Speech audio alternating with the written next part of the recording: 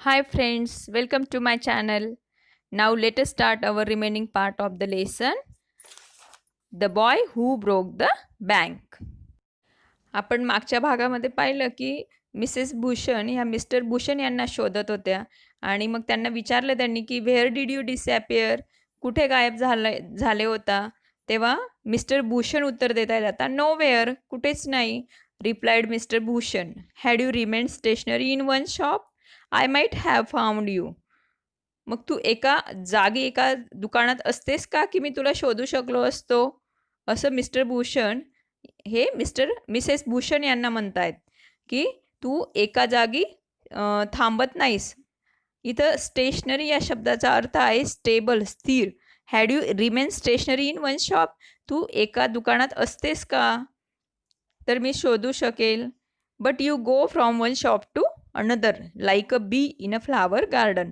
Flower गार्डनमध्ये जसं एका फ्लावरवरनं दुसऱ्या फ्लावरवर बी म्हणजे मधमाशी ही जात असते, त्याप्रमाणे तू तर एका दुकानातून दुसऱ्या दुकानात जात असतेस, असं मिस्टर भूषण म्हणाले. मग don't start grumbling, the heat is trying enough. Mrs Bhushan म्हणाल्या त्यावर की तुम्ही आता काही कुरबुर करू नका. The heat is trying enough, बाहेर भरपूर असा उकाडा आहे, भरपूर अशी उष्णता आहे, ऊन आहे. I don't know what's happening to Pipalnagar, काय माहिती असं काय घडतंय पीपल नगरमध्ये. तर even the banks about to go bankrupt, अगदी बँकसुद्धा दिवाळखोरीमध्ये निघते. म्हणजे बँककडे आर्थिक अशी अडचण निर्माण झालेली बँकमध्ये. बँकरप्ट म्हणजे काय, without enough money to pay what you owe, financially ruin, म्हणजे आर्थिकदृष्ट्या कमकुवत झाली बँक, बँकेचं दिवाळं निघालंय, असा बँकरप्टचा अर्थ होतो. व्हॉट्स दॅट सेड कमल किशोर. मग कमल किशोर यांच्या फोटोग्राफी शॉपमध्ये हे मिस्टर भूषण बसलेले होते, म्हणून कमल किशोर यांना ही गोष्ट कळली की बँकेचं दिवाळं निघालंय. तर ते त्यालाच अनुसरून हा प्रश्न विचारतायत की व्हॉट्स दॅट, असं आहे का. Sitting up suddenly, which bank, आणि पटकन आपल्या जागेवरनं उठून म्हणतायत की कोणती bank, which bank, why the Pipalnagar bank of course. मग यावर मिसेस भूषण म्हणाल्या की नक्कीच पीपल नगरचीच bank. I hear they have stop paying employees, मी असं ऐकलं की ते जे कर्मचारी आहेत त्या बँकेच्या कर्मचाऱ्यांचे सुद्धा पेमेंट, त्यांचे पगार स्टॉप केलेत, थांबवलेत. Don't tell me you have an account there Mr Kishore, तुमचं अकाउंट आहे की काय तिथे, तुमचं खातं आहे की काय तिथे मिस्टर किशोर, असं मिसेस भूषण म्हणाल्या. No but my neighbour has, he exclaim. Mr Kishore उद्गारले की नाही, माझं खातं नाही आहे तिकडे, तर माझ्या नेबरचं, माझ्या शेजाऱ्याचं आहे. And he called out over the low partition to the keeper of the barber shop next door. आणि जे मधली असे पार्टिशन होतं, मधली जी भिंत होती, त्या पलीकडे एक न्हाव्याच्या दुकान मालकाला त्यांनी हाक मारली. Deepchand, have you heard the latest. अरे दीपचंद, ही ताजी बातमी ऐकली का. The Pipalnagar bank is about to collapse. कोलॅप्सचा अर्थ होतो कोसळणे, पण इकडे कोसळणे हा अर्थ नसून दिवाळखोर किंवा दिवाळ निघणे, बँकेचं दिवाळं निघणे असा याचा अर्थ आहे. तर the Pipalnagar bank is about to collapse, पीपल नगरची बँक ही बंद पडण्याच्या मार्गावर आहे अगदी. You had better get your money out as soon as you can, तर मग लवकरात लवकर तू तुझे पैसे तिथून काढून घे. Deepchand, who was cutting the hair of an elderly gentleman, was so startled that his hand shook and he nicked his customer's right ear. Nick means cut slightly. Deepchand हा बार्बर आहे, बार्बर म्हणजे न्हावी. काय करत होता तर तो who was cutting the hair of an elderly gentleman, अगदी एका सद्गृहस्थाचे, जे वयाने थोडे वयोवृद्ध आहेत असे जे सद्गृहस्थ आहेत, त्यांचे हेअर कट करत होता. आणि ही बातमी ऐकताच was so startle that his hand शुक, आणि तो पण थोडा घाबरला आणि त्याचा हँड जो होता ज्याच्याने तो कटिंग करत होता, तर तो हलला आणि काय झालं, ही निक द कस्टमर्स राईट इयर, आणि त्या ग्राहकाच्या राईट इयर जवळ, राईट इयरला, उजव्या कानाला त्याने निक केलं किंवा कट दिला गेला. The customer help with pain and distress. Pain because of the cut and distress because of the awful news he had just heard. मग कस्टमर तर अगदी ओरडलाच, हेल्प म्हणजे ओरडणे, विथ पेन, वेदनेने. वेदनेने का, तर त्याचा राईट इयर हा कट केला गेला होता किंवा बार्बरने कट केला होता आणि म्हणजेच कापला गेला होता. अँड डिस्ट्रेस बिकॉज, डिस्ट्रेस म्हणजे काय, तर त्यांना एक प्रकारे ते धक्का बसला ती बातमी ऐकून. बिकॉज ऑफ द अवफुल न्यूज, अवफुल म्हणजे आश्चर्यजनक अशी न्यूज, आश्चर्यकारक अशी न्यूज ऐकून त्यांना त्या गोष्टीचा धक्का बसला. With one side of his neck still unshaven, आणि त्यांच्या नेकच्या, त्यांच्या मानेच्या एका साईडची जी कटिंग होती ती राहिलेली होती. He spread across the road to the general merchant store where there was a telephone. आणि मग ते धावत धावत रोड ओलांडून एका जनरल मर्चंटच्या स्टोअरमध्ये गेले, जिथे त्यांना टेलिफोन होता. अशा एका जनरल मर्चंटच्या, एका किराणा दुकानदाराच्या स्टोअरमध्ये ते गेले. ही डायल्ड सेट गोविंदराम्स नंबर, आणि मग त्यांनी काय केलं, त्यांना तिथं टेलिफोन मिळाला, तर त्यांनी सेठ गोविंदराम, ही आपल्याला माहिती आहे सेठ गोविंदराम कोण होते, तर ते बँकेचे मालक होते, आणि त्या मालकाचा नंबर यांनी डायल केला आहे.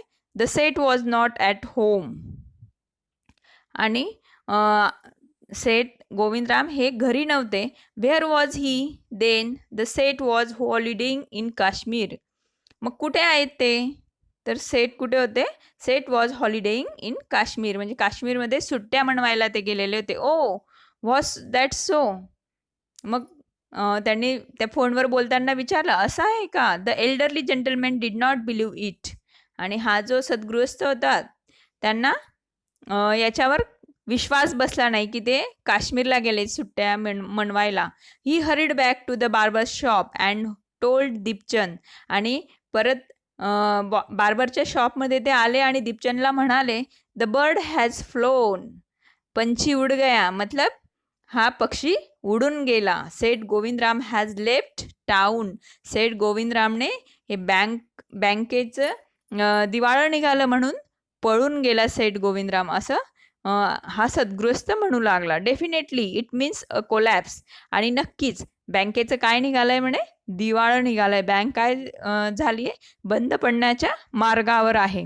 And then he dash out of the shop making a beeline for his office and chequebook. Beeline means the direct route, म्हणजे अगदी सरळ, थेट सरळ अशा पद्धतीने ते निघाले. आणि कुठे निघाले ते, फॉर हिज ऑफिस, ऑफिसाकडे निघाले ते, आणि चेकबुकसाठी ते dash out of the shop, शॉपमधून चेकबुकसाठी ऑफिसात निघाले. The news spread through the bazaar with the rapidity of forest fire. Forest fire माहिती आपल्याला, जंगलात लागणारी आग, ज्याला आपण वणवा म्हणतो. तर ही जी न्यूज होती की बँक कोलॅप्स किंवा बँकेचं दिवाळं निघालं, ही जी न्यूज होती ती बाजारामध्ये अगदी त्या वणव्यासारखी पसरली, जंगलात लागलेल्या आगीसारखी भराभरा पसरली. From the general merchants it travel to the shop,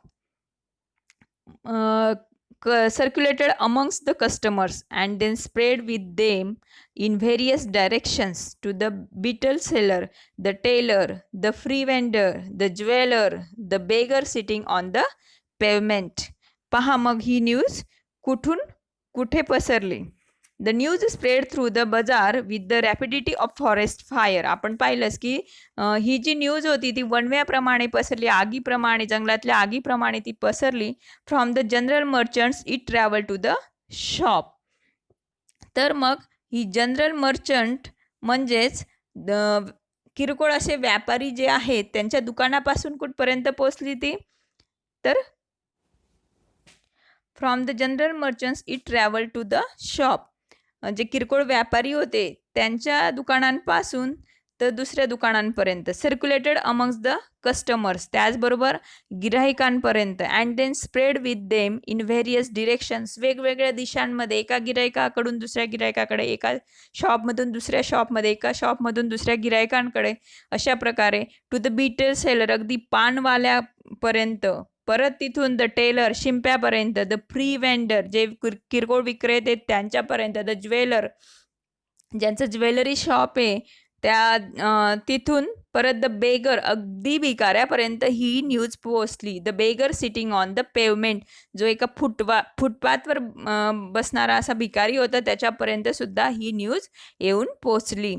पहा मित्रांनो, आपण पाहिलंच की अगदी असं काही नाही आहे, ही एक रूमर आहे, अफवा आहे, तरीसुद्धा ती कशा पद्धतीने एकाकडून दुसऱ्याकडे, दुसऱ्याकडून तिसऱ्याकडे पसरत गेली आहे. आणि बँकेचं तसं काही दिवाळं वगैरे निघालं नाही आहे किंवा बँक आर्थिक अडचणीतही नाही आहे, तरीसुद्धा या रूमरमुळे, या अफवेमुळे अगदी प्रत्येकाच्या घरादारापर्यंत, प्रत्येकाच्या दुकानांपर्यंत, प्रत्येक व्यक्तींपर्यंत ही न्यूज पोचली. Old Ganpat the beggar had a crook leg, आणि आपण पाहिलं की भिकाऱ्यापर्यंत ही न्यूज पोचली आहे, ज्याचं नाव आहे गणपत. हा एक म्हातारा होता. Had a crook leg, crook means not straight, सरळ नाही आहे असं, म्हणजे ज्याचं लेग, ज्याचा पाय हा वाकडा आहे किंवा अपंग आहे. He had been squatting on the pavement for years, आणि हा कसा बसायचा तर पाय दुमडून, एक मला वाटतं पायाने अधू असल्या कारणाने तो ते पेवमेंटवर बसत असे. कॉलिंग फॉर आर्म्स, आर्म्स म्हणजे भिक्षा. आपल्याला माहिती, भिकारी भीक मागण्यासाठी त्या फुटपाथवर बसत होता. In the evening someone would come with a barrow and take him away, आणि संध्याकाळी त्याला कोणीतरी यायचं. Here barrow means a cart, हातगाडी घेऊन त्याला त्या हातगाडीवर बसून घेऊन जायचं. He had never been known to walk, म्हणजे त्याला चालणं माहीत नव्हतं. But now on learning that the bank was about to collapse, Ganpat astonish everyone. मग काय झालं ही न्यूज ऐकूनच गणपत अगदी, कोणती न्यूज तर बँक कोलॅप्स झाली आहे, बँक बंद पडण्याच्या मार्गावर आहे, ही न्यूज ऐकताच गणपत ॲस्टॉनिश एव्हरीवन, गणपतने प्रत्येकालाच आश्चर्यचकित केले. कसं काय केले गणपतने आश्चर्यचकित? Leaping to his feet and actually running at top speed in the direction of the bank. पहा, अगदी त्याने त्याच्या 2 पायांवर मस्त उडी मारून रनिंग करत अगदी टॉप स्पीड म्हणजे फास्ट कुठे निघालाय तर बँकेच्या दिशेने. It soon became non that he had 1,000 rupees in savings, आणि नंतर मग माहिती झालं की त्याचे 1,000 रुपये त्या बँकेच्या सेव्हिंग खात्यामध्ये होते. पहा, तो इतक्या वर्षापासून कोणालाही माहिती नव्हतं की हा भिकारी जो आहे तो पायाने अधू आहे की चांगला आहे. ॲक्च्युली सगळ्यांना असंच माहिती होतं की तो अधू आहे, पायाने अपंग आहे, हँडिकॅप आहे. पण त्याने जेव्हा ही बँकेची गोष्ट ऐकली तेव्हा लोकांना अगदी आश्चर्यात पाडलं, कारण त्याने 2 पायांवर पळत पळत मस्तपैकी बँक गाठली होती. Main stood in groups at street corners discussing the situation. काही माणसं होती की जे ही जी काही सिच्युएशन होती त्या सिच्युएशनविषयी गप्पा करत, डिस्कस करत, चर्चा करत कॉर्नरला उभे होते ग्रुपने. आता आपण माहिती ना, कुठे एखादी काही गोष्ट घडली म्हणजे काही ग्रुप मिळून त्या विषयावर चर्चा करतात. आपण जनरली पाहतोच, खेड्यात असो किंवा शहरात असो. People Nagar seldom has a crisis, seldom or never had floods, earthquakes or drought, and the imminent crash of the People Nagar Bank set everyone talking and speculating and rushing about in a frenzy. People Nagar seldom had a crisis. क्वचितदा असा काही crisis, असा संघर्ष, संकट people नगरने पाहिलं होतं. Seldom or never म्हणजे असेल क्वचित किंवा नव्हतं. हॅड फ्लड्स, अर्थक्वेक्स और ड्रॉट. फ्लड म्हणजे पूर, अर्थक्वेक्स म्हणजे भूकंप, आणि ड्रॉट म्हणजे दुष्काळ. तर असे पीपल नगरमध्ये कधीही घडलं नव्हतं. And the imminent crash of the Pipalnagar bank set everyone talking and speculating. इथं imminent means standing above others in quality or position, आणि अशा या पोझिशनची क्रॅश म्हणजे हे जी पोझिशन होती ती कोलमडणार होती. Crash of the Pipalnagar bank. कोणाची? तर पीपल नगर बँकेची. आणि त्याच्याच विषयी everyone talking and speculating. Speculate means chewing over, म्हणजे अंदाज वर्तवत होते. And rushing about in a frenzy. Frenzy means fury, म्हणजे अगदी सैरभैर होऊन गेले होते. काही जण असा अंदाज करत होते की कशामुळे, काय झालं, किंवा ही बँकेचं कशामुळे दिवाळ निघालं, या सगळ्या गोष्टींचं ते चर्चा करत होते आणि तर्कवितर्क करत होते. Some boasted of their far sightedness, congratulating themselves on having already taken out their money. Some boasted. Boasted means, boast means show off, म्हणजे काही अगदी बडाया मारत होते की of their far sightedness. Far sightedness means long sighted, म्हणजे त्यांची दूरदृष्टी, त्यांच्या दूरदृष्टीपणाचा ते बडाया करत होते की मी माझ्या या बँकेत पैसे होते आणि ऑलरेडी मी काढून घेतले, आणि ते स्वतःची एक प्रकारे पाठ थोपटत होते. Congratulating themselves on having already taken out their money or on never having put any in. आणि काही जण म्हणत होते की मी कशा पद्धतीने ह्या बँकेत पैसे ठेवले नाही, कशा प्रकारे ह्या बँकेचं असं दिवाळं निघतं, ह्या विषयांवर ते गप्पा करत होते. Other speculated on the reasons for the crash. आणि काही जण होते की जे स्पेक्युलेटेड मीन्स अंदाज व्यक्त करत होते की कोणत्या कारणांमुळे ही बँक क्रॅश झाली, कोलमडली. Putting it all down to excess indulge in by Seth Govindram. अगदी काही जण तर म्हणत होते indulge in means took part in something, म्हणजे सेठ गोविंदराम एक्सेस इंडल्ज म्हटलेलं आहे, म्हणजे एक प्रकारे सेठ गोविंदराम हे उधळपट्टी करत असतील म्हणून ही बँक क्रॅश झाली. The Seth had fled the state, sed one. आता त्याच्यातले काही जण म्हणतायत की गोविंदराम हे जे आहे ते कुठे पळून गेलेत? फ्लेड द स्टेट, राज्याच्या बाहेर. दुसऱ्याने म्हटलं he had fled the country, said another. कोणी म्हणतंय की ते देशाबाहेर निघून गेले. He was hiding in Pipalnagar, said a third. तिसरा म्हणतोय की ते कुठे लपलेत? पीपल नगरमध्येच आहेत. He had hang himself from the tamarind tree, said a fourth. आणि पहा चौथा काय म्हणतोय, तर त्यांनी स्वतःला काय दिलंय म्हणे? स्वतःला हँग केलंय, त्यांनी स्वतःला फाशी लटकवली. कुठे? तर त्या टम्बरिन ट्रीला, त्या चिंचेच्या झाडाला. आणि and had been found the morning by the sweeper boy. आणि हा जो स्वीपर बॉय आहे त्यांच्या बँकेचा, जो झाडूवाला आहे, त्याने ते पाहिलंय, असं चौथा म्हणतोय. By noon the small bank had gone through all its ready cash and the harass manager was in a dilemma. Dilemma means a difficult situation. त्या मॅनेजरची सिच्युएशन ही खूप डिफिकल्ट झाली होती, वाईट परिस्थिती झाली होती, कारण त्यांचा जो सेट होता, त्यांचा जो मालक होता त्या बँकेचा, तोही तिथे नव्हता. तर मालक कुठे गेलेला होता? काश्मीरला. ओके. तर ही जी स्मॉल बँक होती, एक छोटीशी बँक होती, ती या सगळ्या गोष्टींमधून जात होती. Emergency funds could only be obtain from another bank some 30 miles distant. आणि मॅनेजर म्हणतोय की इमर्जन्सी फंड त्यांना काही उपलब्ध होत असतील तर तो दुसऱ्या बँकेतून उपलब्ध होणारा जो फंड आहे, इमर्जन्सी फंड, तात्काळची मदत त्यांना मिळते इतर बँकांकडून. पण ती दुसरी जी बँक होती ती कुठे होती? तर 30 miles डिस्टंट, म्हणजे 30 मैलाच्या अंतरावर होती. And he wasn't sure he could persuaded the crowd to wait until then. Persuaded means make a someone to believe. आणि त्याला ही खात्री नव्हती, ही वॉजंट शुअर, की ही जे क्राऊड आहे, ही जी काही गर्दी आहे, ती माझं ऐकेल किंवा माझ्यावर विश्वास ठेवेल की मी त्या 30 मैल दूर असणाऱ्या जी बँक आहे तिथून मी मदत घेऊन येतो किंवा पैसा घेऊन येतो. तोपर्यंत तरी हे जे लोक होते, ही जी काही गर्दी होती, ती ह्या मॅनेजरवर विश्वास ठेवणार नव्हती, अशी त्याला खात्री होती. And there was no way of contacting Seth Govindram on his houseboat in Kashmir. आणि हे जे सेठ गोविंदराम काश्मीरमध्ये गेले ते कुठे आहेत? हाऊसबोटवर आहेत. आणि तिथं कॉन्टॅक्ट करता येत नव्हतं त्यांना, किंवा त्यांच्याशी फोनवरनं बोलता येत नव्हतं, कारण हाऊसबोट कुठे? तर पाण्यात. मला वाटतं एखाद्या वेळेस तिकडे काही फोन वगैरे लागत नसेल म्हणून. People were turn back from the counters and told to return the following day.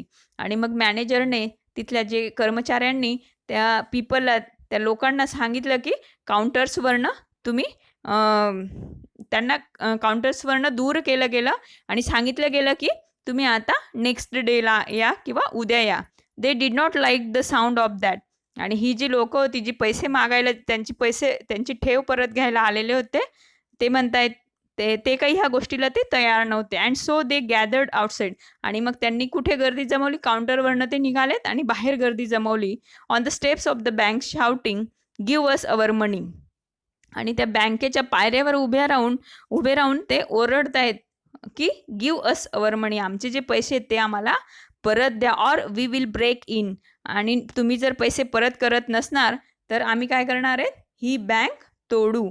And fetch the Seth, we know he is hiding in a safe deposit locker. आणि आम्हाला माहिती की हा जो सेट आहे, सेट गोविंदराम कुठे लपलाय म्हणे? तर बँकेच्या डिपॉझिट लॉकरमध्ये लपलाय आणि आम्ही त्याला शोधून काढू. Mischief makers who didn't have a paisa in the bank join the crowd and aggravated their mood. आणि मिस्चिप मेकर्स असतात ना, असे टवाळखोर काही व्यक्ती असतात की जे जास्त त्या गोष्टीला आग लावण्याचा प्रयत्न करतात किंवा त्या लोकांना, त्या व्यक्तींना चिडवण्याचा प्रयत्न करतात. असेच काही मिस्चिप मेकर्स त्या गर्दीमध्ये घुसले, जे त्यांचा एकही पैसा त्या बँकेमध्ये नव्हता. असे काही मिस्चिप मेकर्स तिथं गेले आणि ह्या गर्दीमध्ये जॉईंट झाले. And aggravated means annoyed their mood.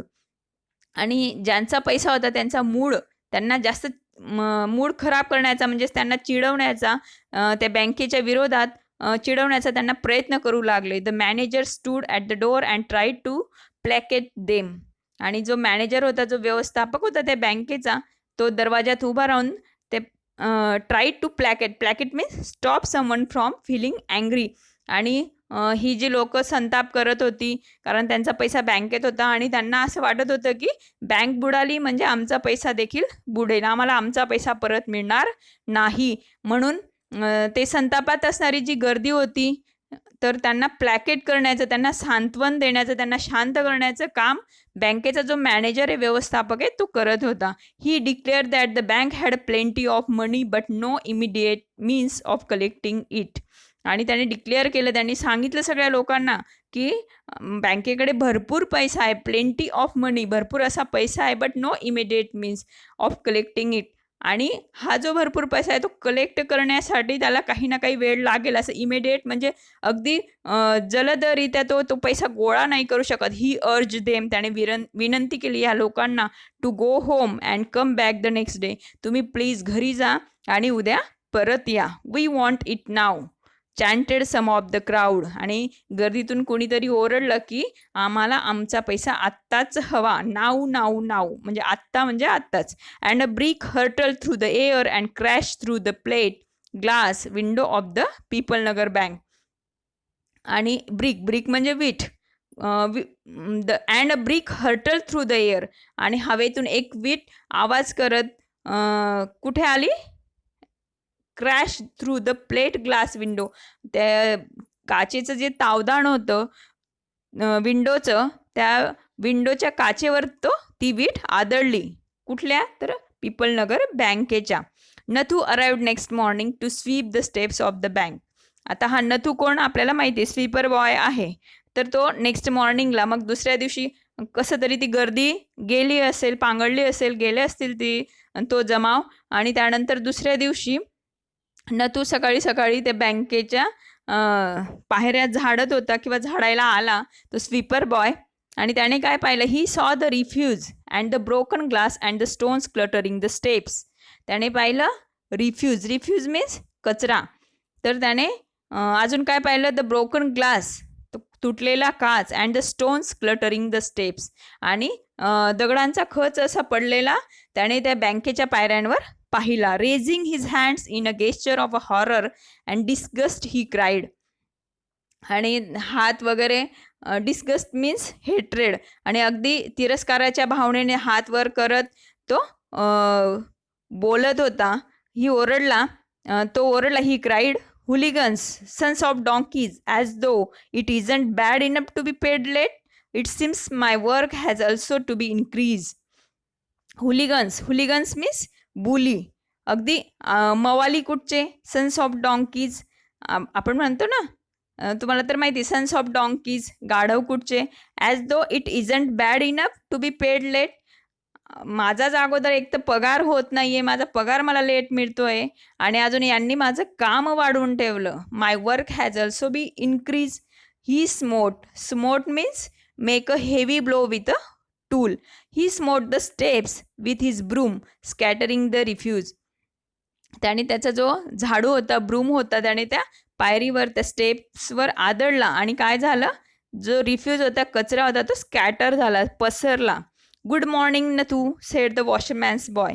धोब्याचा जो मुलगा होता तो म्हणतोय नथूला आता गुड मॉर्निंग.